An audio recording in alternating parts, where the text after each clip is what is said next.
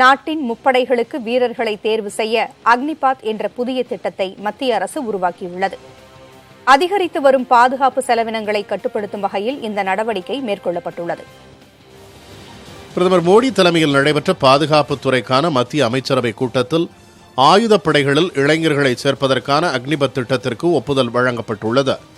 இது தொடர்பான அறிவிப்பை வெளியிட்டு பேசிய மத்திய பாதுகாப்புத்துறை அமைச்சர் ராஜ்நாத் சிங், நாடு தழுவிய அளவில் வேலைவாய்ப்பை உருவாக்கும் வகையில் இத்திட்டம் உருவாக்கப்பட்டுள்ளதாக தெரிவித்தார். मिलिट्री सर्विस का अवसर देने के लिए लाई गई है. अपने जीवन काल में कभी न कभी प्रत्येक बच्चा सेना की वर्दी धारण करने की वह तमन्ना रखता है. अग्निपथ योजना से एम्प्लॉयमेंट अपॉर्चुनिटीज बढ़ेंगी. இதன்படி அக்னி வீரர்கள் என்ற புதிய அமைப்பு உருவாக்கப்பட்டு 4 ஆண்டுகளுக்கு ராணுவம், கப்பற்படை, விமானப்படைகளில் வேலைவாய்ப்பு வழங்கப்படும். 17.5 முதல் 21 வயதுடையவர்கள் இதில் சேரலாம்.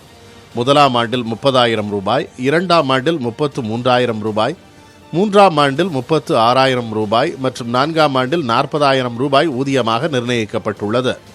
4 ஆண்டுகளுக்கு பின்னர் தொகுப்பு நிதியில் செலுத்தப்பட்ட 5,02,000 ரூபாய் மற்றும் அரசு அளிக்கும் அதே தொகை சேர்த்து வட்டியுடன் சேவா நிதியாக 11,71,000 ரூபாய் வீரர்களுக்கு வழங்கப்படும். இந்த சேவா நிதிக்கு வருமான வரியிலிருந்து விலக்கு அளிக்கப்படும் என்றும் தெரிவிக்கப்பட்டுள்ளது. புதிய தலைமுறைக்காக செய்தியாளர் நிரஞ்சன் குமார். இந்திய ராணுவத்தில் 4 ஆண்டுகள் ராணுவ பணி குறித்து பார்க்கலாம். இந்திய ராணுவம் அக்னிபத் என்ற பெயரில் ஒரு புது முயற்சி மேற்கொள்கிறது. இந்த திட்டத்தின் கீழ் நியமிக்கப்படும் வீரர்கள் அக்னி வீரர்கள் என்று அழைக்கப்படுவார்கள். இந்த முறையில் தேர்வாகும் வீரர்கள் 4 ஆண்டுகள் ராணுவத்திற்கு பணியாற்றுவார்கள். இந்த திட்டத்தின் மூலம் 45,000 முதல் 50,000 வீரர்களை நியமிக்க திட்டமிடப்பட்டுள்ளது. 6 மாத இடைவெளியில் முப்படைகளுக்குமான வீரர்கள் தேர்வு செய்யப்படுவார்கள். 4 ஆண்டுகள் பணிக்கு பின்னர் இவர்களில் 25% பேர் மட்டுமே மீண்டும் பணியில் அமர்த்தப்படுவார்கள். ஆனால் மீண்டும் பணி என்பதை இதுவரை உறுதிப்படுத்தவில்லை என்று கூறப்படுகிறது. இவ்வாறு நியமிக்கப்படும் வீரர்களுக்கு 6 மாதம் பயிற்சி பெற்று 3.5 ஆண்டுகள் பணிபுரிவர். தற்போது இந்திய ராணுவத்தில் 17 ஆண்டுகள் முதல் 20 ஆண்டுகள் வரை வேலை செய்ய வாய்ப்புள்ளது. இந்நிலையில் குறுகிய கால பணியின் மூலம் வீரர்களை நியமிப்பதால் அரசுக்கு செலவினங்கள் குறையும் என்று கூறப்படுகிறது. திட்டத்தின் மூலம் நாட்டில் வேலைவாய்ப்பின்மை பிரச்சினை குறையும் என்றும் எதிர்பார்க்கப்படுகிறது. அக்னிபத் திட்டத்தினுடைய சாதக பாதகங்கள் குறித்து பேசுவதற்காக விருந்தினர் நம்மோடு இணைந்திருக்கிறார். ஓய்வு பெற்ற ராணுவ அதிகாரி திரு கர்னல் தியாகராஜன் நம்மோடு இணைந்திருக்கிறார். பேசலாம். வணக்கம் சார். இதுவரை ராணுவத்தில் இருந்த அந்த முறைகளுக்கும் இப்ப அக்னிபத் என்பது என்ன முறைகளில் பின்பற்றப்பட போகிறது என்பதையும் பார்த்தோம். இப்ப ரெண்டுக்கும் என்ன வித்தியாசத்தை உணர்றீங்க? இரண்டுக்குமான வித்தியாசம் என்பது இந்திய இராணுவத்தில், அதாவது தரைப்படை, விமானப்படை மற்றும் கப்பற்படையில் இளைஞர்களுடைய எண்ணிக்கை அதிகமாகும் அப்படிங்கிறத நம்ம பார்க்கலாம். என 4 வருடங்கள் அவர்களுக்கு சேவை செய்து 4ஆவது வருடம் முடியும் பொழுது 75% இராணுவ வீரர்கள் திருப்பி அனுப்பப்படுகின்றார்கள். மறுபடியும் புது ரெக்ரூட்மெண்ட் ஆகி அந்த 75% போருக்கு ரீப்ளேஸ்மெண்ட்டாக மறுபடியும் புதுதான இளைஞர்களை கொண்டு வரதுனால உங்களுக்கு அந்த டோட்டல் அந்த இராணுவத்தில் பணிபுரிகின்ற இராணுவ வீரர்கள் இளைஞர்களுடைய கூட்டம் அதிகமாக இருக்கும். அதாவது இப்போ நம்ம பார்த்தோன்னா ஒரு ஆவரேஜ் ஏஜ்னு பார்த்தா 33 வயது இருக்கின்றது. இந்த அக்னிபத் வந்த பிறகு நம்ம பார்த்தோம்னா 24 to 25 வயது இளைஞர்கள் அதிகமாக இருக்கக்கூடிய நிலை ஏற்படும். இதுல 6 மாதங்கள் பயிற்சி, 3.5 ஆண்டுகள் பணி அப்படின்னு சொல்லியிருக்கிறாங்க. இப்ப ராணுவத்திலோ அல்ல முப்படைகளில் பணிபுரிவதற்கு அந்த 6 மாத பயிற்சி போதுமானதா? 6 மாத பயிற்சி என்பது பேசிக் ட்ரைனிங் அப்படின்னு சொல்லுவோம். ஒரு இராணுவ வீரருக்கு தேவையான துப்பாக்கி சுடுதல், ட்ரில், அப்புறம் ஃபிசிக்கல் ட்ரைனிங், இது எல்லாத்தையும் சேர்த்து பேசிக் ட்ரைனிங் அப்படின்னு சொல்லுவோம். இந்த பேசிக் ட்ரைனிங் என்பது தான் அவங்களுக்கு கற்றுக் கொடுக்குறாங்க. முதல்ல 9 மாதங்கள் இருந்ததையும் இப்போ ஷார்ட் பண்ணி ஒரு 6 மாதமாக அதை குறைச்சிருக்காங்க. ஸோ அதற்காக ரீடிசைன் பண்ணப்பட்ட ஒரு பேசிக் ட்ரைனிங் மட்டும்தான் அவங்களுக்கு கொடுக்குறாங்க. இதையும் தாண்டி இந்த அக்னி பத்தில் அக்னி வீர் அப்படின்னு சொல்லக்கூடிய 2 பாகங்கள் பிரிவுகள் இருக்கின்றது. ஒன்று வந்து நான் டெக்னிக்கல், இன்னொன்று டெக்னிக்கல். ஸோ அந்த டெக்னிக்கல்ங்கிறது வந்து அந்த 4 வருடங்கள் முடிந்து 25% யார் தேர்ச்சி பெறுகின்றார்களோ அவர்களுக்கு மட்டும் கொடுக்கப்படும் அப்படிங்கிற ஒரு வந்து கான்செப்ட் வந்து அவங்க வச்சிருக்காங்க. ஆகையால் இதுதான் இதனுடைய டிஃபரன்ஸாக இருக்கும். பாதுகாப்புத்துறை அமைச்சர் இந்த கொள்கை குறித்து சொல்லும் பொழுது இந்திய ராணுவத்தை உலக தரத்திற்கு உயர்த்துவதற்கு இது உதவும் அப்படின்னு சொல்லியிருக்கிறாரு. எந்த வகையில் இது உதவுறதுக்கு வாய்ப்பு இருக்கு? இதில் வந்து ஒரு அதாவது நன்மைகளும் இருக்கின்றது. அதே மாதிரி நம்ம பார்த்தோன்னா ஒரு ப்ரோஸ் அண்ட் கான்ஸ் அப்படின்னு சொல்லுவோம். இதில் வந்து கிரே ஏரியாவும் இருப்பதாக நான் வந்து பார்க்கின்றேன். நன்மை என்று பார்க்கும் பொழுது என்ன என்றால், ஒரு 100 இராணுவ வீரர்களை முதலில் தேர்ச்சி செய்து 4 ஆண்டுகள் அவர்களுக்கு பணி செய்யும் ஒரு வாய்ப்பை கொடுத்து அதில் வந்து சிறப்பாக பணிபுரிகின்ற ஒரு 25% அந்த வீரர்களை வந்து எடுத்து அவர்களுக்கு வந்து பர்மனண்டான ஒரு ஜாப் வந்து கொடுக்குறாங்க. ஸோ அப்படி பார்க்கும் பொழுது ஒரு ரெகுலர் ஆர்மின்னு வர்றப்ப அந்த அக்னி வீர் இல்லாமல் இருக்கக்கூடிய ரெகுலர் ஆர்மி, ரெகுலரில் வந்து டிஃபென்ஸில் இருக்கக்கூடிய ஆர்மி, ஏர்ஃபோர்ஸ், நேவியில் இருக்கக்கூடிய லாங் சர்வீஸ் பண்ணக்கூடிய அவர்களுடைய தரம் வந்து மேம்படும் அப்படிங்கிறதுல மாற்று கருத்து இல்லை. ஆனால் ஒரு நல்ல ஒரு இராணுவ வீரனை உருவாக்குவதற்கு மினிமம் வந்து ஒரு 8 வருடங்கள் வந்து தேவைப்படும். ஒரு தரமான ஒரு இராணுவ வீரனை உருவாக்குவதற்கான ஒரு கால அவகாசம் என்பது 8 வருடங்கள் தேவைப்படும் ஒரு இராணுவத்தில். ஸோ அப்படி அந்த 8 வருடங்கள் வந்து அந்த ஆப்பர்ச்சுனிட்டி கொடுக்காம 4 வருடங்களே அவங்க வந்து முடிவெடுத்து அவர்களை வந்து கொண்டு வரது அப்படிங்கிறது வந்து ஒரு கேள்விக்குறியாக இருக்கின்றது. இரண்டாவது, அந்த 75% இராணுவ வீரர்கள், அக்னி வீரர் அப்படின்னு சொல்லக்கூடிய அந்த இராணுவ வீரர்கள் திருப்பி அனுப்பும் பொழுது அவருடைய வயது 21.5 வயதிலிருந்து 25 வயது வரை அவர்களுக்கு வந்து இருக்கும். ஸோ அப்படி அந்த வயது உள்ளவர்கள் திரும்பி சென்று என்ன அவர்கள் வாழ்க்கையில் எப்படி தொடங்குவார்கள், வாழ்க்கை எங்கு வேலைக்கு செல்வார்கள்? இப்போ நம்ம பார்த்துட்டு இருக்கோம் சினேரியோவில் இந்திய இராணுவத்திலிருந்து ஓய்வு பெற்ற இராணுவ வீரர்களுக்கு என்ன வேலை வாய்ப்பு கிடைக்கின்றது? செக்யூரிட்டியாக தான் நிற்கிறாங்க. ஒன்று பேங்க்ல நிற்கிறாங்க, இல்லை தான் பிரைவேட்ல நிற்கிறாங்க. மிகவும் வருத்தத்திற்குரிய ஒரு விஷயமாக இருக்கின்றது. அவர்களை வந்து ஒரு அலங்கரித்து அவர்களை வந்து நல்ல ஒரு வேலை கொடுத்து அவர்களை வந்து நாம் போற்ற வேண்டும். நல்ல நல்ல இடத்துல இப்போ என்ஜின் ஃபிட்டராக இருக்காங்க, இன்னும் ஏர்கிராஃப்டோட என்ஜின் ஃபிட்டராக இருக்காங்க, அது மாதிரி ஆன்டி ஏர் டிஃபென்ஸ் மெக்கானிசத்தோட வந்து டெக்னீஷியனாக இருக்காங்க, அது மாதிரி டெலிகம்யூனிகேஷனுடைய டெக்னீஷியனாக இருக்காங்க, டேங்கோட டெக்னீஷியனாக இருக்காங்க. இது மாதிரி ஒரு நல்ல ஒரு டெக்னிக்கல் ஜாபை பார்த்துட்டு திருப்பி வந்து சிவிலுக்கு வந்தால் அவங்களுக்கு எந்த வேலை வாய்ப்பும் அவர்களுக்கு இல்லை. அவருக்கு லாஸாக போய் சேர வேண்டியது கார்பரேட் செக்டரில் ரொம்ப குறைவான சதவீதம் சேர்றாங்க. பாக்கி எல்லாருமே வந்து செக்யூரிட்டிக்கு தான் வந்து போகிறாங்க.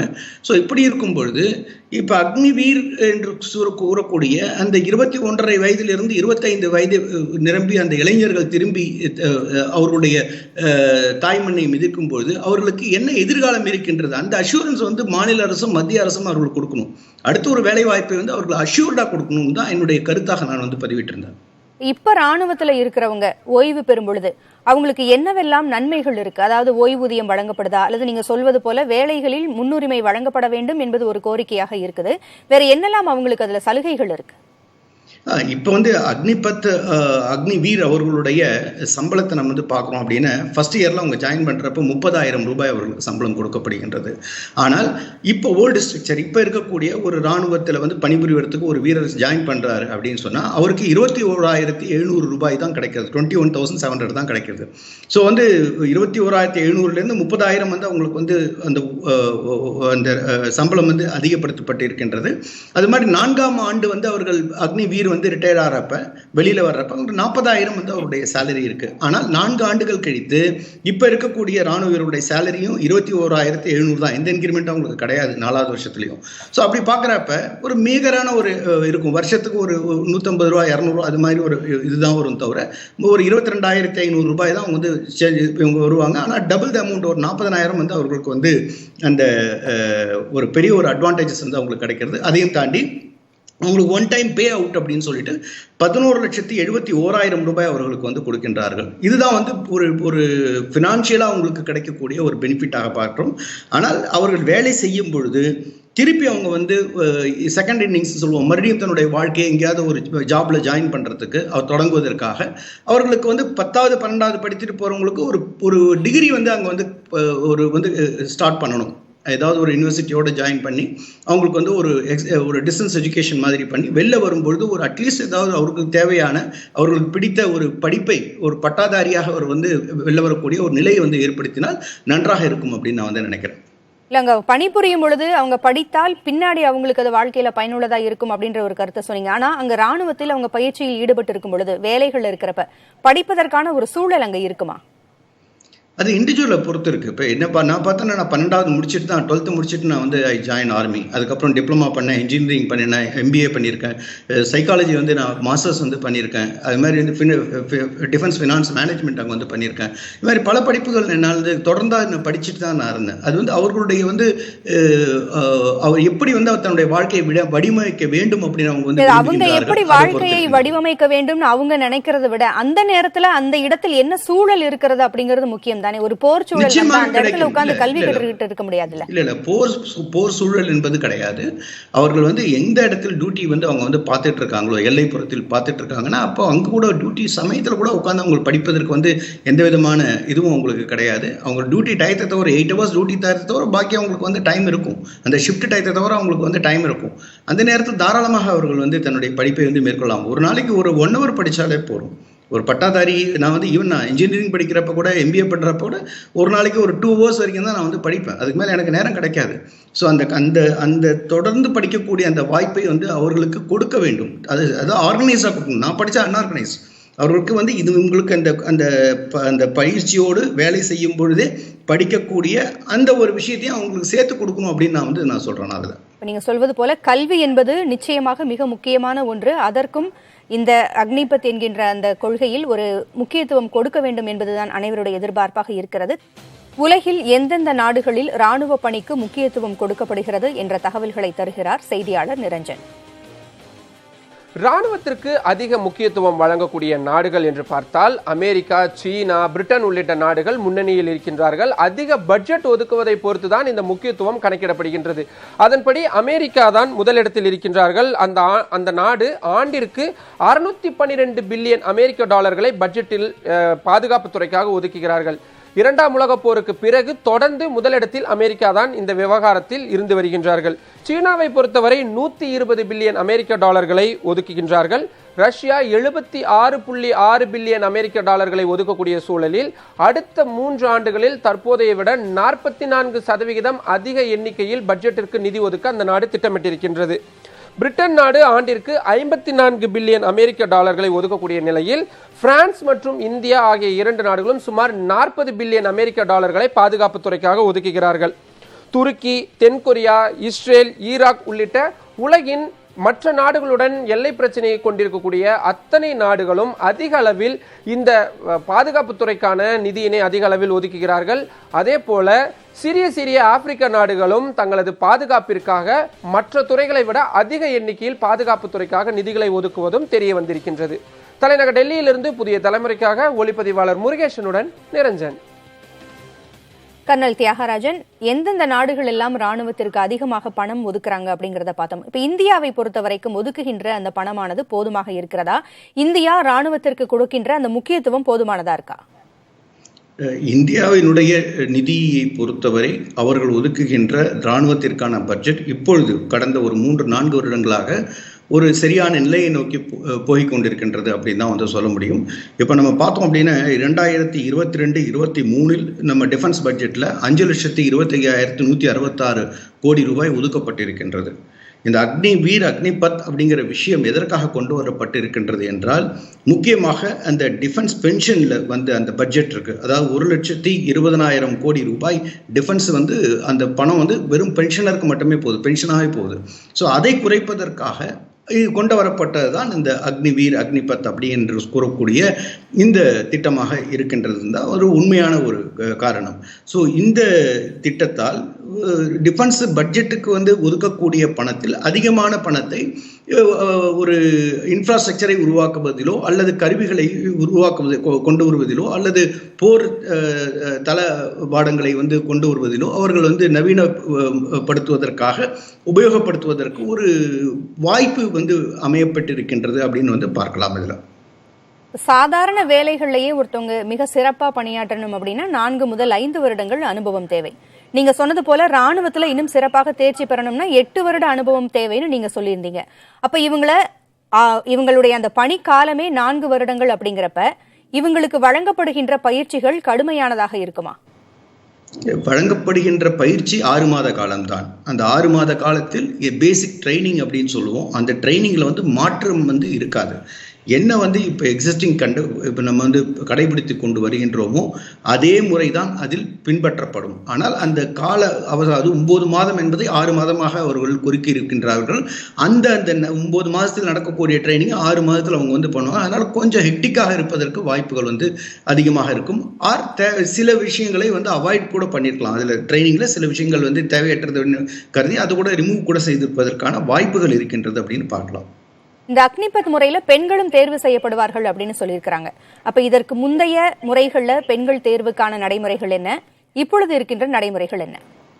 பெண்களுடைய தேர்வை பொறுத்தவரை இந்திய இராணுவத்தில் அதாவது தரைப்படை, விமானப்படை, கப்பற்படை மூன்றிலும் அதிகாரியாக பெண்கள் பல ஆண்டு காலமாக நியமிக்கப்பட்டு வருகின்றார்கள், வேலை செய்து வருகிறார்கள். அவர் மிக சீனியர் பொசிஷனில், லெப்டினன்ட் ஜெனரல் பொசிஷனில் கூட நிறைய பெண்கள் வந்து இருக்கின்றார்கள். இப்பொழுதுக்கு வந்து பார்க்கணுன்னா, அதாவது வந்து இந்த வீர் அக்னிபத் அப்படிங்கிறது வந்து இது அதர் ரேங்க்ஸ் சொல்லுவோம். அதர் ரேங்க்ஸ்னா ஒரு இராணுவ வீரர்கள், சிப்பாய் அது ஈக்குவலண்ட் ரேங்க் இருக்கக்கூடிய விமானப்படை, தரைப்படையில் வந்து ஆள் சேர்ப்பு வந்து செய்ய போகிறாங்க.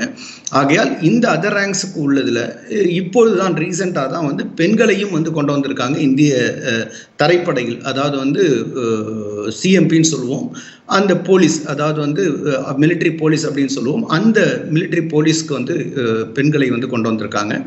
ஸோ இது வந்து இந்த அக்னிபத் இதன் மூலமாகவும் பெண்கள் வந்து தேர்வு செய்து அவர்களுக்கு வந்து ட்ரைனிங் கொடுத்து அவர்களும் இந்திய இராணுவத்தில் பணியாற்றக்கூடிய அந்த வாய்ப்பு வந்து தொடரக்கூடிய நிலையில் இருக்கின்றது. சிங்கப்பூர் போன்ற நாடுகளை பார்க்கும் பொழுது கண்டிப்பாக மாணவர்கள் 1 வருடம் ராணுவத்தில் பணியாற்ற வேண்டும் அப்படிங்கிற நடைமுறை இருக்கு. இதில் என்ன சிறப்பு இருக்கிறதா நினைக்கிறீங்க? என்னுடைய ஒரு 35 வருடங்கள் முன்பு வந்து ஐபிஎஸ் ரொபைரோ அப்படின்னு மிகவும் ஆளுமை வாய்ந்த மிகப்பெரிய ஒரு ஐபிஎஸ் அதிகாரி, அவரோடு பேசும்போது அவர் கூறினார், நிச்சயமாக இந்தியாவில் அனைவரும் வந்து இந்திய இராணுவத்தில் பணியாற்ற வேண்டும். குறைந்தது சிவில் சர்வீஸில் வர்றவங்க ஒரு 5 வருடம் வந்து இந்திய இராணுவத்தில் பணியாற்றி பிறகுதான் அவருடைய வந்து ஐஏஎஸ் ஆக இருக்கட்டும், ஐபிஎஸ் ஆக இருக்கட்டும், அவர் செல்ல வேண்டும் அப்படின்னு நான் பரிந்துரை கொடுத்தேன் அப்படின்னு சொல்லிட்டு, அது மிகவும் சால சிறந்தது. ஒரு சிறந்த மனிதனாக வந்து வடிவமைக்கப்பட்டு அவர் செதுக்கப்பட்டு ஒரு நல்ல ஒரு வீரனாக, நல்ல மனிதனாக, நல்ல தலைவனாக உருவாக்கப்பட்டு அனுப்பப்படும். ஸோ அது வந்து ஒரு மிகப்பெரிய ஒரு ஸ்ட்ரென்த் அந்த நாட்டுக்கு வந்து கொடுக்கக்கூடிய நிலையை நம்ம வந்து பார்க்க முடியும் அதில். ஆனால் இந்தியாவில் அது போன்ற நடைமுறை இல்லை. ஆனால் என்னுடைய ரெக்கமெண்டேஷனாக பல வருடங்களாக நான் கூறி வருவது என்னவென்றால், நான் வந்து பிஎம்முடைய இதுக்கு வந்து நான் கொடுத்துருக்கேன் என்னுடைய ரெக்கமெண்டேஷன்ஸ். இந்தியாவில் இருக்கக்கூடிய அனைத்து மாணவர்களும் என்சிசியில் ஒரு 2 வருட காலம் வந்து அவர்கள் வந்து சேர வேண்டும். ஸோ அந்த என்சிசியில் இருந்தாலே நிச்சயமாக மிகப்பெரிய ஒரு மாற்றத்தை நாம் வந்து காண முடியும். அந்த மாணவர்களிடையே ஒரு நல்ல ஒரு திடமான ஒரு நம்பிக்கை, ஒரு நல்ல ஒரு கான்ஃபிடன்ஸ் வந்து நம்ம வந்து பார்க்க முடியும். ஒரு என்சிசி மாணவனாக இருக்கட்டும், ஒரு நார்மல் மாணவன், 2 பேரையும் நீங்கள் வந்து மீட் பண்ணுறப்ப என்சிசி மாணவன் கிட்ட இருக்கக்கூடிய அந்த ஒரு மனதில் இருக்கக்கூடிய திடம், அவர்களுடைய வந்து தெளிவு, அவர்களிடம் இருக்கின்ற அந்த ஒரு தலைமை பண்பு, அதெல்லாம் வந்து மிகவும் அதிகமாக இருக்கும். ஆகையால் நிச்சயமாக என்சிசியும் வந்து ஒரு கம்பல்சரியா எல்லா ஸ்கூல்லையும் வந்து கொண்டு வந்து அந்த மாணவர்கள் 2 வருடம் அந்த பள்ளியில் பயிலும் பொழுதே வந்து என்சிசியில் கொண்டு வந்தாங்கன்னா நிச்சயமாக மிகப்பெரிய ஒரு மாற்றத்தை இந்தியாவிற்கு கொடுக்குங்கிறதுல வந்து மாற்று கருத்து இல்லை. இந்த அக்னிபத் திட்டத்தை பார்க்கும் பொழுது எல்லாருக்கும் பெரும்பாலானோருக்கு தோன்றுகின்ற ஒரு ஐயம் என்னன்னா, முன்பே நீங்கள் சொன்னது போல 24 வயதில் ராணுவத்திலிருந்து அந்த இளைஞன் வெளியே வருகிறான். அதற்கு பிறகு அவனுக்கு வேலை கிடைக்கல, வேலைக்கான தேடல் அவனுக்கு அதிகரித்திருக்கிறது, ஆயுதங்களை அவனுக்கு கையாள தெரியும். அப்ப இவர்கள் எல்லாம் சேர்ந்து ஒரு குழுவாக, ஒரு போராளி குழுவாக மாறுவதற்கான வாய்ப்புகளும் இருக்கிறது. இன்னொன்று, நம்பகத்தன்மை இருக்குமா? இந்திய இராணுவத்தில் ஒருவர் சென்று விட்டால் தவறான பாதையில் செல்வதற்கான வாய்ப்பு மிக மிக மிக மிக குறைவு. அங்கே இருக்கக்கூடிய வந்து செலெக்ஷன் ப்ரொசீஜர்லேருந்து ஆரம்பித்து அவர்களுக்கு கொடுக்கக்கூடிய ட்ரைனிங்காக இருக்கட்டும், அவர்கள் அங்கு இருக்கும் பொழுது அவருடைய மனமாற்றம், அவர்களுடைய வந்து எல்லா மாற்றங்களும் ஏற்படும். அது சைக்கலாஜிக்கலாக இருக்கட்டும், நாலேஜாக இருக்கட்டும், அவர்களுக்கு வந்து மிகச்சிறந்த ஒரு நல்ல மனிதராக அவர்கள் அங்கே வந்து உருவாக்கப்படுகின்றார்கள். ஆகையால் அங்கிருந்து வரும்பொழுது வந்தவர்கள் வந்து ஒரு பெரிய ஒரு குழுவாக வந்து ஆரம்பித்து ஒரு டெரரிஸ்ட் குரூப்பாகவோ இல்லை வந்து ஒரு போராட்ட வீரர்களாகவோ துப்பாக்கி ஏந்திய இல்லை ஆயுதம் ஏந்திய ஒரு வீரர்களாகவோ போராட்டக்காரர்களாகவோ ஆவதற்கான வாய்ப்பு மிக மிக குறைவு அப்படின்னு தான் நம்ம பார்க்க முடியும். ஆனால் ரூல் அவுட் பண்ண முடியாது. ஒரு 1000 பேரில் ஒரு 4 பேர் போய் ஜாயின் பண்ணுறதுக்கு வாய்ப்புகள் இருக்குது. சில பர்சன்டேஜ் 1% 2% இருக்கிறது எல்லா இடத்துலையும் வாய்ப்புகள் இருக்கின்றது. ஆனால் இது போன்று இராணுவத்தில் பணியாற்றிய பின்பு ஒரு தேசத்திற்கு எதிராக தேச துரோகம் செய்யக்கூடிய ஒரு நிலையில் ஒரு இராணுவ வீரன் செல்ல மாட்டான் என்பதுதான் இன்று வரை இந்திய வரலாறு கூறுகின்ற பாடமாக இருக்கின்றது. இந்த அக்னிபத் திட்டத்தினுடைய அடிப்படையே அதிகரித்து வருகின்ற பாதுகாப்பு செலவினங்களை கட்டுப்படுத்துவதற்காகத்தான் இப்படி செய்யறோம் அப்படின்னு சொல்லியிருக்கிறாங்க. இதை தவிர்த்து ஒருவேளை செலவினங்களுக்கு பணத்தை அதிகரிக்கலாமா? உங்களுடைய கருத்து என்ன? இல்லை, நிச்சயமாக நம்ம பார்த்தோன்னா ஒரு ஐபிஎல் மேட்ச் பார்த்தா ஐபிஎல் மேட்ச் எவ்வளோ $பில்லியன் அது சேல் ஆகுது. ஒரு விளையாட்டிற்காக செலவிடக்கூடிய எவ்வளோ நம்ம பணம் செலவிடுகின்றோம். அப்படி இருக்கும்போது இந்திய இராணுவ வீரர்களுக்கான ஒரு ஒரு சம்பளத்தை குறைப்பதற்காக அவர்களுடைய ஊதியத்தை குறைத்து அதிலிருந்து மாடர்னைசேஷன் கொண்டு வரணும் அப்படின்னு இவங்க பண்ணியிருக்கிறது ஏற்புடையதாக இல்லை. என்னை பொறுத்தவரை அது மிகச்சிறந்த ஒரு வழியாக நான் கருதவில்லை. ஏன்னா ஒரு வார் அப்படின்னு வர்றப்ப, ஒரு போர் என்பது வரும்பொழுது சிறந்த ஒரு ட்ரைனிங் பண்ண ஒரு 8 வருடங்களுக்கு தாண்டிய ஒரு இராணுவ வீரன் தான் மிகச்சிறந்த முறையில் அந்த போரில் அவர்களால் போரிட முடியும். ஏன்னா அவங்களுக்கு எல்லா டெரைன்லையும் அதுக்குள்ளே போயிருப்பாங்க. 8 வருஷத்தில் பார்த்தீங்கன்னா அட்லீஸ்ட் ஒரு 2 டெரைனாவது பார்த்துருப்பாங்க. ஒரு பாலைவனம் பார்த்துருக்கலாம், இல்லை மலை சார்ந்த இடம் பார்த்துருக்கலாம். ஸோ அந்த இடத்துல அவங்க ட்ரைனிங் பண்ணியிருப்பாங்க, பல இன்சிடென்ட்ஸ் பார்த்துருப்பாங்க, பல ட்ரைனிங் அட்டன் பண்ணியிருப்பாங்க. ஸோ அவர்கள் ஒரு சிறந்த ஒரு இராணுவ வீரர்களாக 8 வருடம் தாண்டிய பிறகுதான் ஒருவரால் ஆக முடியும். அதற்கு நேரம் காலம் என்பது அவசியம்.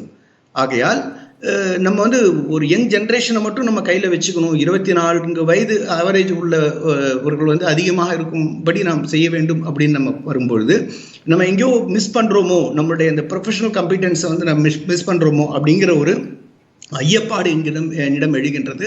ஆனால் ஒரு விதத்தில் பார்க்கும்போது டேட்டா வச்சு பார்க்குறப்ப 14.5 லட்சம் இராணுவ வீரர்கள் அப்ராக்சிமேட் இந்தியாவில் இருக்கின்றார்கள்.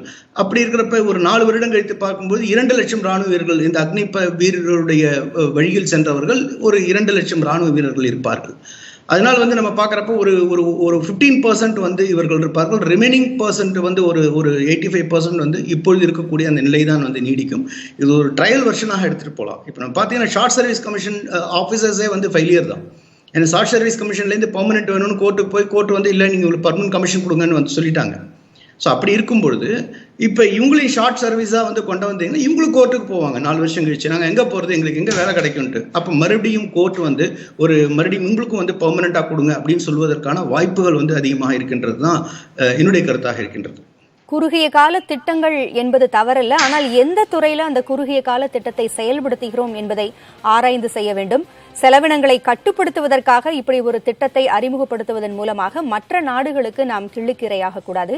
அரசு மறுபரிசீலனை செய்யும் என்று எதிர்பார்க்கிறோம். இணைப்பிற்கு வந்தமைக்கு நன்றி திரு கர்னல் தியாகராஜன்.